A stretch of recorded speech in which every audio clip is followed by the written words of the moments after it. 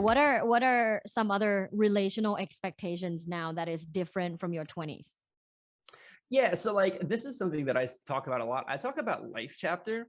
When I Mm, was in college or even in grad school, and my life was more like transient.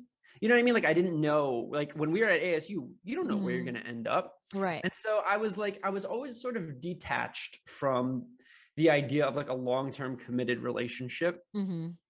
But also I was detached from the idea of like, I was detached from the idea of acting in a way that best suits who I am in my life chapter and what I'm Mm-hmm. looking for.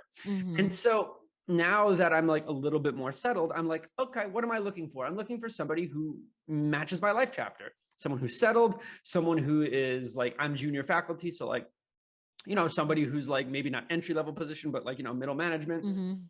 making decent money, able to provide for themselves and be independent, but also looking for somebody who can, like you Mm-hmm. said, get into that space, make them feel safe, Mm-hmm. bring mutual value to a relationship, and also just kind of like vibe. Like, you know what I'm saying? Just Mm-hmm. like somebody who is independent enough to want to hang out with me, but not need to hang out with me. And I didn't Right. understand that that's what I was looking for. Maybe I wasn't ready to be looking for that sort of thing when Right. I was younger. Yeah. Oh, I want to probe that. The want to hang Mm, out with me, but don't need to hang out with me, because that's the mm, difference with people in their 20s. Because I mm. remember, and this was like when I was really young, maybe like 21, 22, I felt like I needed to hang out with my partner all the time. Like I Yeah. needed to be with my boyfriend all the time. Hmm. And if we weren't spending so much time together, then I started to feel insecure. And all of that is like such an early 20s problem for me, because like now I don't have that problem at all. Now I see this separation at times very healthy.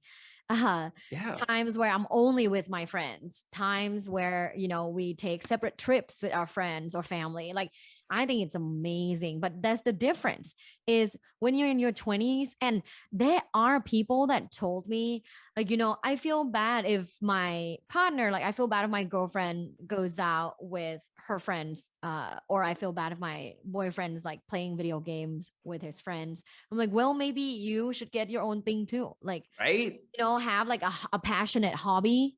Maybe if you have something of your own that you feel secure about and that you're invested Hmm. in, you wouldn't feel so insecure about your partner spending time with other people, health in a healthy way.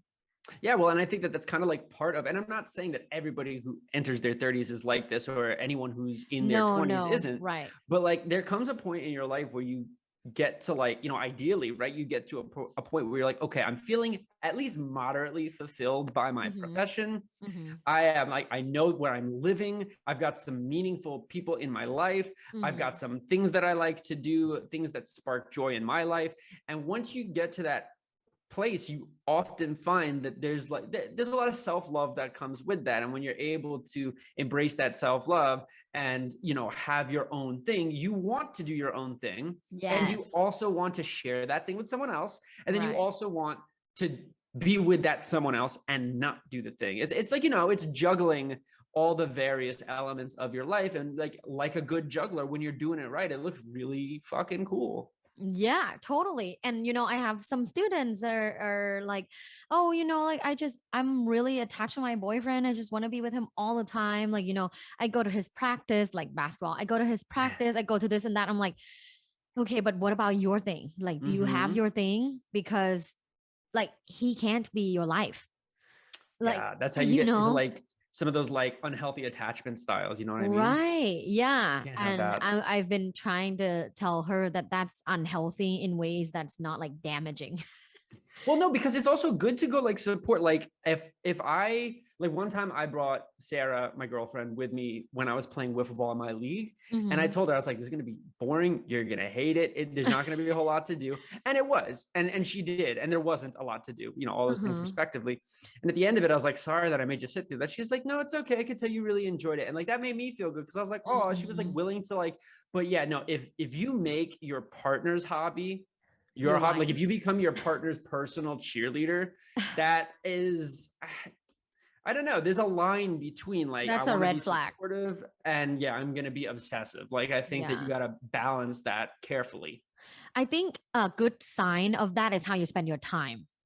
Mm. If your time is 100% about your partner, that's not good. That's a Yeah, like your huge time, red like flag. you time, Right. right? Because Right. there's partner time too. But if you Yes. time is also partner time, that's trouble. Yeah. Yeah. Like definitely have your own thing. I was talking to one of my friends who is a pretty successful like real estate person here in LA, and Mm-hmm. she's a very confident, real estate agent. And she told me, when she was younger, she would have this sense of like, oh, I want to go with my boyfriend everywhere. We want to like not only the couple's things, but also individual things of his. Like she wants to be there. But then now she's like, oh no, oh, hell no. Like, I have my own shit. I have my like Mm-hmm. it's a great like healthy balance. When we have a together time, it's amazing, but when we also have separate alone time where we pursue our passion. And that is my next point is now in my 30s, I know clearly what my passions are Mm-hmm. and I pursue them quite rigorously. This is something that I didn't have in my 20s. Same. I think Yeah. that again, that comes with natural growth. Mm-hmm. Life I also, experience. yeah, exactly. And like I also think that it's worth noting that like when you take control in that way, when you're able to like organize and execute, like those are very masculine qualities that I think many women are taught to run away from. I think Mm-hmm. it's taught less, right? But I think that Mm-hmm. society often teaches women not to, be as aggressive or as Mm-hmm. domineering. And I think that doing that can be a really good thing because that can bring you to the point where you figure out shit about yourself.